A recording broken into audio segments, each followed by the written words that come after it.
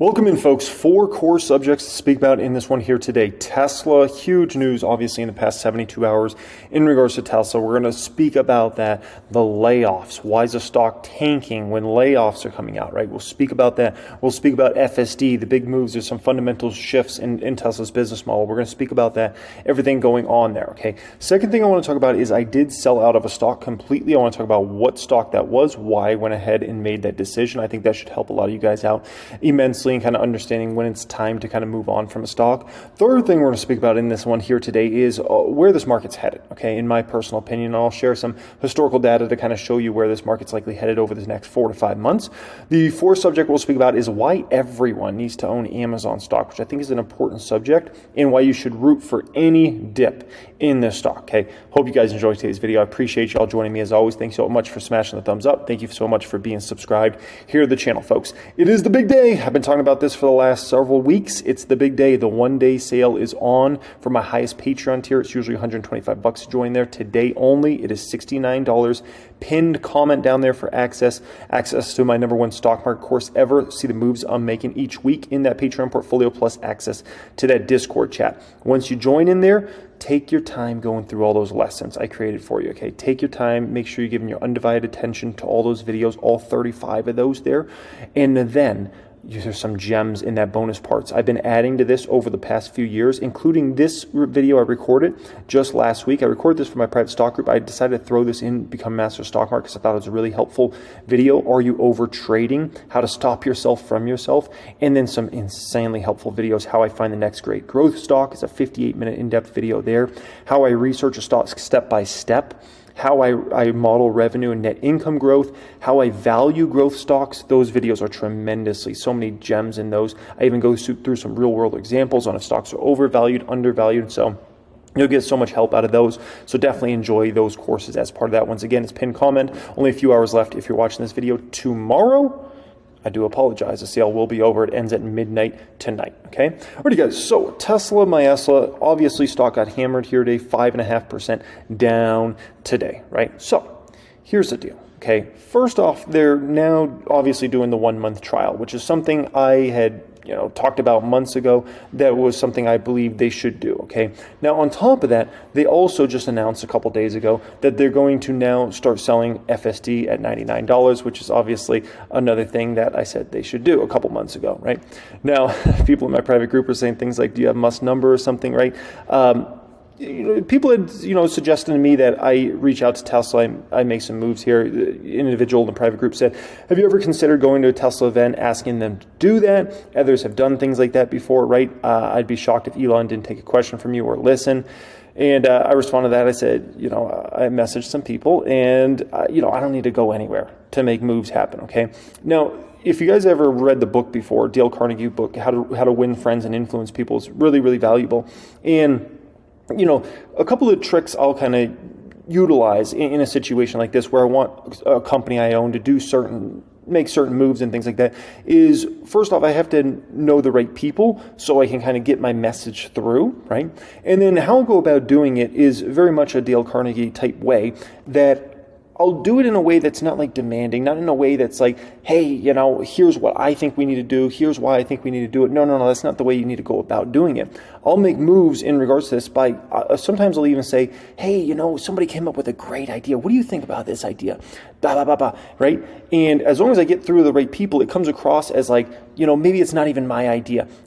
Could you imagine like how many people would sign up for this? Hey, everybody's so used to paying less than $100 for subscription services. Like, what if we did something like, less than $100 and things like that, right? And you can attack it through that way where it's not coming across as like, you're trying to push your agenda that you're trying to do, where you're kind of like, kind of skating around it and things like that, right? Which can be much more influential versus, hey, we need to do this because we're not doing this. That comes across as demanding, and people that are in positions of power, they don't want to go through that. And so one of the best things you can do to kind of win people over in those sorts of things, in these sorts of situations, is make them feel like it's their own idea, right? That's the key. Let the other person feel that the idea is his or hers. It's so dang valuable, right? And then obviously I can get a lot of people to kind of parrot my ideas that I might have, right, out there, because videos get a lot of views. And then so the decision makers at certain places are then being, kind of heard this idea over and over again. And then if I can kind of get in contact with the right people that I know, boom, it gets right up the ladder and it can get things through that wouldn't be possible otherwise, right? And so that's a very valuable thing. By the way, one other valuable thing for you guys that I think will help you out tremendously in your life is this one right here. This is more with loved ones.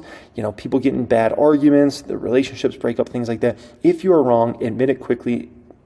That's the bottom line. I do that all the time, okay? If I get in an argument with somebody and they make a good point and I realize I'm in the wrong, admit it right away. And all of a sudden they're like, oh, I say, you're right, 100%, you're right on that. Let them win that, okay? And then if you need to make points off of that, you can make points off of that. But if a lot of people get caught up into this and they never want to admit anything wrong, and so no one's going to even respect your opinion if you can't even admit you're wrong in a situation. Okay, so anyways, that's a phenomenal book. If you never read that book, you can work wonders in this world. I can tell you that. But the problem is a lot of people's egos are too much for this. Okay. Tesla's going to lay off more than 10% of their global workforce. Now, this is something I definitely was not pushing for, but I understand this is something the company has to do. As we prepare for the company over the next growth phase, it's extremely important to look at every aspect of the company for cost reductions and increasing productivity. Elon Musk's memo to the employees, and we'll speak about why this is actually bad for the stock price in the short term when you think it wouldn't be, right? Over the years, we have grown rapidly with multiple factories scaling around the globe. With this rapid growth, there's been duplication of roles and job functions in certain areas. As we prepare the company for our next phase of growth, it is extremely important to look at every aspect of the company for cost reductions and increasing productivity. As part of this effort, we have done a thorough review of our organization and have made the difficult decision to reduce our headcount by more than 10% globally. There's nothing I hate more, but it has to be done. This will enable us to lean, innovative, and hungry for the next growth phase cycle. I would like to thank everyone who's departing for their hard work at Tesla over the years. Deeply grateful, blah, blah, blah. For those remaining, I'd like to thank you in advance for the difficult job that remains ahead, right? Talks about, obviously, the company's future. Now, you might say, why is this bad for the stock price in the short term? Because usually you would think this has to be good for the stock price. Well, something very important to understand about Tesla employees, a huge amount of their comp, many of their comps, and I've known a lot of Tesla employees over the years, much of their comp is in stock, okay? It could be stock restricted stock units, it could be stock options, it could be their employee stock ownership plan. There's a million different ways, okay? But the bottom line is, many times over 50% of your true comp comes in the form of shares, right? And I've known a lot of people that worked at Tesla over the years that had a ton of shares at Tesla and ended up retiring from Tesla because they made literally millions of dollars and just ridiculous sums of money, right? And so if you're talking about a situation where a bunch of employees are laid off, right? Well, guess what they're going to likely do? They're likely going to sell shares, right? It's just like a natural thing. You get fired from your workplace, you're going to end up selling shares in that particular workplace. It's very, very common. Some might keep their shares even though they've been, laid off, fired, whatever you want to call it from Tesla. But a lot of people end up selling shares, right? And so, in many situations, a company's stock price would go up a bunch if you heard about layoffs or, a bunch of employees are being laid off in a situation like this, but not for Tesla, because there's an understanding that a lot of shares are going to be dumped on the market from a lot of employees. It's not a small amount of people that are let go in this situation. Those people own, if you look at a collective, they own a lot of shares in the stock, which could put a lot of selling pressure on it in the very short term here, okay? Now, there's something very important I spoke about here recently that I think is a worry, that everybody's got to be worried about in this situation. I spoke about this on the Reaction channel earlier today, okay? I was in Arizona this weekend, and I was going by all of the major dealerships that are off Bell Road here at this particular kind of area between, we can call it 83rd and 91st, and almost every single car dealer that you could imagine are on this road here, okay? And it's very fascinating because these are Google images, and Google images usually update every 1 to 3 years. And so these Google images are probably from 2 years ago, right? And you see, at that time, it was an unprecedented situation that happened with these dealerships where their lots were empty. I mean, this was empty for all these dealerships back then a couple years ago, right? Because we obviously had the stimulus, we had so many people buy cars, we had supply chain problems, and the dealerships would actually kind of spread cars. It was hilarious. I'd never seen anything like it in my life, right? And you look at these images from back then, I mean, it's just insane, right? Well, I'm here to tell you guys, those days are long gone now at this point in time. I went by those dealerships, and I was shocked, absolutely shocked at what I had seen there. Every one of those dealerships was loaded up on inventory, row after row. They were packed in like a can of sardines. They were parking these vehicles as close as they possibly could to each other, and they are just jam-packed with inventory. Everything you could possibly want is out there, from Ford, from Chevy, to Jeep, to Nissan, Honda, Toyota. They are jammed up like a can of sardines at these dealerships. It is ridiculous. And I'm talking row after row after row after row. It was ridiculous, okay? So then I got on the 215 when I got back to Vegas, right? And I can tell you, things are much different than they were, a year ago, a couple of years ago when these photos were taken. All these dealerships, row after row after row, jammed up like a can of sardines for all these automakers, okay? It is ridiculous. These dealerships are loaded with inventory now, okay? Now, maybe there's hope that tax refunds are coming in, and so, people will all go buy a bunch of new cars or something like that. But what I have seen out there is troubling, very, very troubling. Okay, I don't know if I've ever seen dealerships loaded with this much inventory that I witnessed in Vegas and in Phoenix. Okay, and the thing is with these automakers is they've actually held up pretty well in this market, right? This is a year to date. Obviously, Tesla stock's been the one that's gotten just wrecked this year, down 35%, right? But Ford's flat this year. Honda's up this year very nicely. GM's up very nicely this year. Toyota's up 33% this year. And so all these automakers are actually holding up very well. And I'm here to tell you there's a day of reckoning coming for all these automakers, okay? And the reason being is when I looked out there and I saw that inventory that's sitting on these lots, this is going to weigh on those companies' numbers in 2024 because you can only send these dealers so much inventory before they start to say, we can't move this crap. And guess what dealers start having to do? They have to start discounting heavily. When you start discounting heavily, you start losing, obviously, pricing power, right? And that's when the dealership network says, you guys are loading us up with way too much inventory. We can't move this inventory that you think we can move. We're having a discount, which is going to have to discount even future models, right? And we can't move this crap. And so unless magically all these dealerships that are loaded, I'm talking row after, I should take my drone and go record some video and show you guys some photos of this. But go around your city and go to some dealerships. You don't have to go on the lot because I know you don't want to be approached by salesmen and things like that. But go check out the inventory. I'm telling you guys, it's no joke as holy smoke is out there.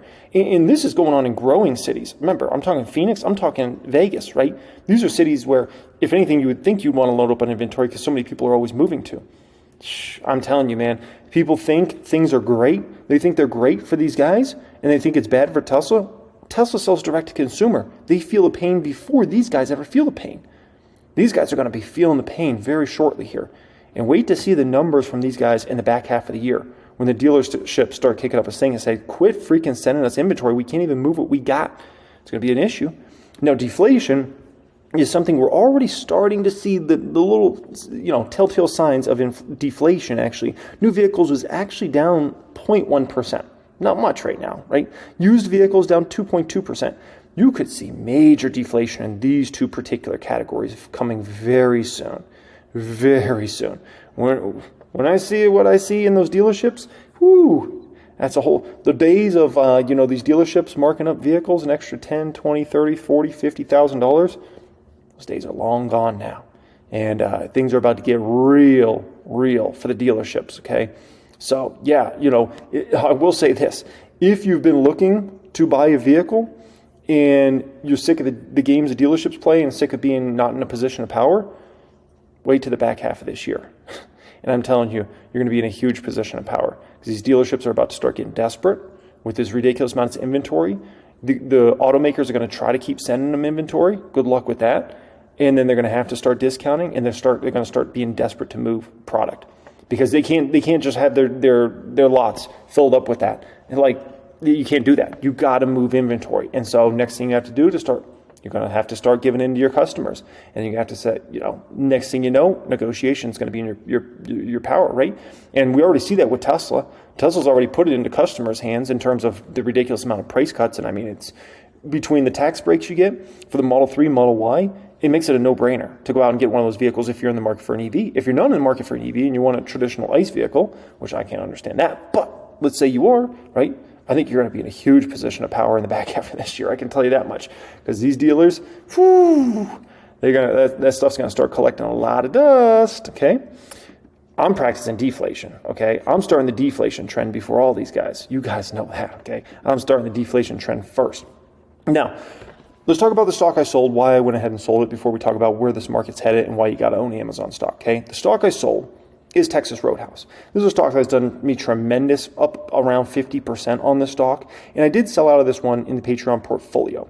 And the reason I did, okay, is Texas Roadhouse is trading at a fairly high, this is from 1000xstocks.com. This is my website. No one has access to this other than me.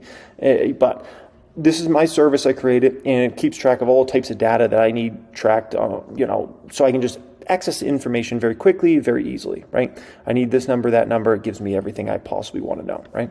And Texas Roadhouse is trading at a 25, almost 26 forward PE, right? Now, the problem with that is Texas Roadhouse's business model, they can't just grow easily. The issue is the build time's long for a new Texas Roadhouse restaurant. You're talking about from the time Texas Roadhouse might be scouting a new site and trying to acquire real estate to the time that restaurant actually opens, it's usually years of a process. It doesn't just happen tomorrow or next quarter or something. It's a long time. By the time you finally get that open, you're probably looking at 3 to 5 years in terms of from the time you looked at the site, selected the site. It's such a long process, right? And you can only fit so many people in this restaurant. Friday nights and Saturday nights, Sunday nights are always going to be jam-packed, but the problem is a table takes a certain amount of time to kind of get through that before you can fit somebody else in. And, if you got an hour long, 2 hour long, 3 hour long, wait, people just go somewhere else, right? So you only fit so many people in the restaurant, right? And obviously you got still hiring and wage problems going on out there because if you're talking about inventory of employees, it's tight still, right? So that's kind of issues that are working against it. And that's why stocks like this usually should trade at let's call it forward P under 20. Now, Cake's a growing brand, right? They deal with the same issues that Texas Roadhouse deals with in terms of long build times. You can only fit so many people in your restaurant, right? And hiring and wage problems. They deal with the same thing, but the difference is Cake trades at a forward P of 10, right? Which is dramatically different than, let's call it a Texas Roadhouse, right? Now, you might say, okay, well, Jeremy, you own some stocks that trade at very high forward Ps, much higher than, let's say, Texas Roadhouse. Companies like that would include Elf Beauty, right? Companies like that would include Palantir. Well, companies like Elf and Palantir, their business models are dramatically different than business models like a Texas Roadhouse, for instance, right? Elf trades at around a 47 forward PE.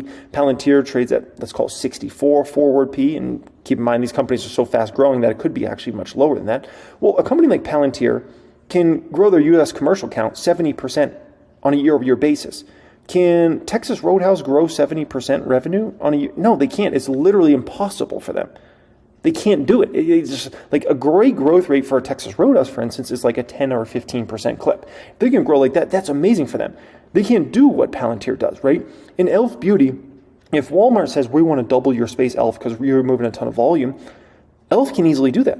They can up production dramatically, and they can get that done within 6 to 12 months. So they can 2x the amount of space they have in a Walmart and 2x their revenue, right? Restaurants can't do this. Restaurants can't do what an Elf does and grow 78%, 85%, right? They can't even do this. They can't grow 50%, 49%. And guess what? They can't even do this. They can't grow 27%, 33%. And so restaurants can be great businesses to invest in. I think Cake's going to outperform the market over the next 5 years pretty dramatically. But with that being said, when you're paying a way overvalued valuation, you're not sticking yourself in a great situation. And so when I look at a stock like Texas Roadhouse, it's been a tremendous performer. It's 2x'd roughly the S&P 500 over the past 5 years. But if I'm thinking about the next 5 years, which is my time horizon, I think there's a pretty decent probability that Texas Roadhouse will just market perform the next 5 years or even underperform the S&P 500 over the next 5 years because the valuation's gotten pushed so much now at this point in time, which I don't want to be in a stock if I feel like that stock's just going to perform in line with the market the next 5 years. Or especially if I'm concerned that that stock's going to underperform the market over the next 5 years. It doesn't make sense. And so that's why I had to sell a great company like a Texas Roadhouse. Okay? Tough decisions already, but you got to do what you got to do. And so I made that move out there, right? Next up here, let's talk about where this market's headed, and then we'll talk about why everyone should own Amazon stock. Okay?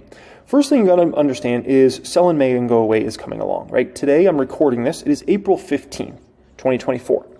Now, some people start jumping in the back half, let's call it the middle to the back half of April, and start to sell positions and start to sell stocks, right? We saw this actually start to play out last week. We've seen a little bit today. And people are trying to get ahead of the whole sell in May and go away. Now, there's reasons this is a good saying, and there's reasons people do it, and it's because stocks have trouble May through September. This looks at the S&P 500 from 1928 all the way to 2023, right? And what we see is May's actually a down month. It's incredible to ever see a down month over a long period of time in the market, because why? The market usually goes up. So to see it on average be down is insane. That's absolutely insane.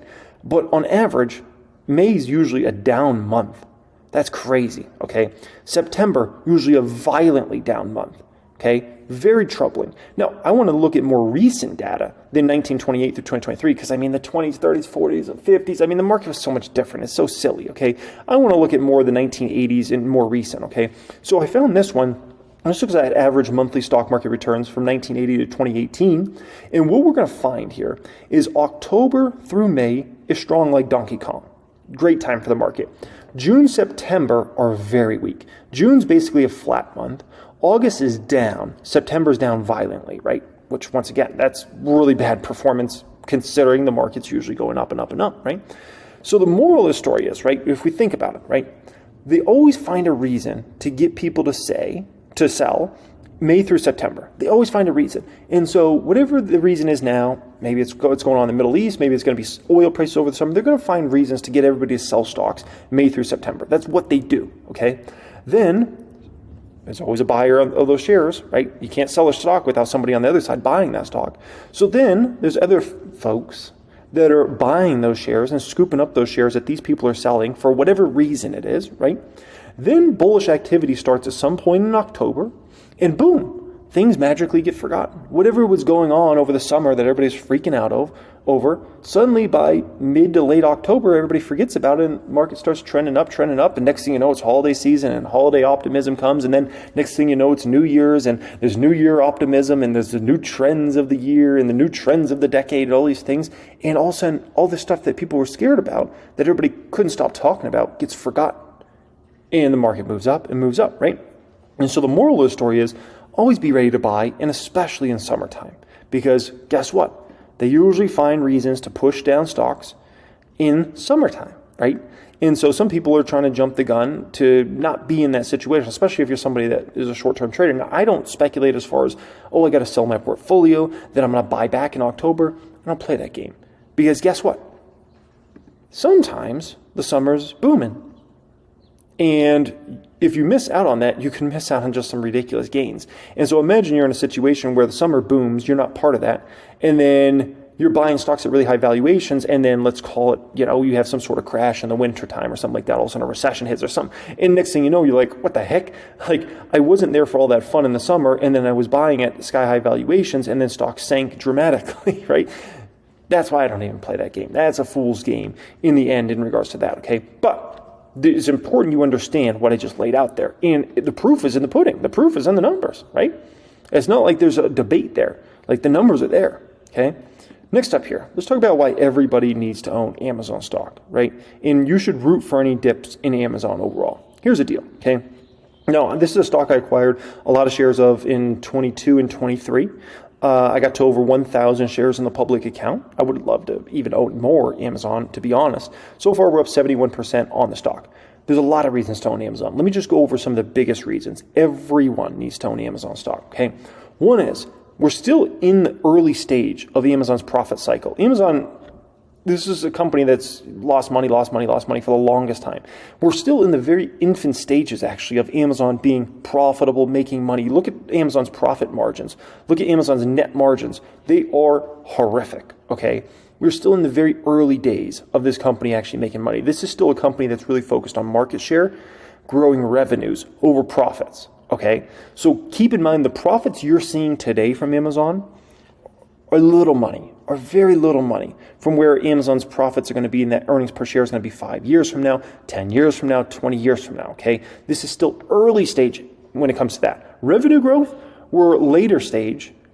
Profit growth, we're early stage. You got to understand that. Second up here, the e-commerce business is going to grow for years and years. Like, when does the e-commerce business stop growing? I don't know, but it's so far from now. I don't even know when it is. 2030s? 2040s, 2050s, like the business, everybody orders more and more stuff on Amazon every year pretty much, and that's going to stay that way for a long time to go in the future, right? AWS, when does AWS stop growing? Another thing that I'm like, I don't know, like when you look at how much on-premises is still out there versus cloud, the cloud business has another 10, 20, 30 years of growth ahead. That's ridiculous, okay? AWS has growth for the longest time to go in the future. Advertising business has growth for the longest time to go in the future, right? They have a membership model like Costco, which is beautiful. When you think about Prime service, right? Very similar to like a Costco membership, which is very sticky. And then when you think about AWS and locking in clients for years on contracts, I mean, a lot of times AWS contracts can be many, many years. And once you get on AWS, you're not going to switch. Like the chances you're going to switch from AWS to something else is very low probability. So you're kind of like locked in, kind of like a membership model, right? And the sixth reason is it's the scariest competitor in the world. Here's the deal, okay? If Amazon came out tomorrow and Andy Jassy said, we want to grow market share massively in home improvement. And so we're going to spend $5 billion this year on running ads to increase our home improvement business. What do you think is going to happen to Home Depot stock and Lowe's stock the very next day? Stocks are going to crash massively, epically. Epic crash the very next day. That's the scariest competitor. If Amazon says, we're going to push like crazy into food delivery over this next 3 years, and we're going to do whatever it takes to grow massive market share here, the grocery stocks are crashing the very next day. That's the only company I can think of that is that scary, that they will force other companies' stock to crash the very next day. If Amazon comes out and says, we want to be huge in auto parts, so we're going to push heavy into this business over this next 2 to 3 years, AutoZone and O'Reilly stock are crashing the very next day.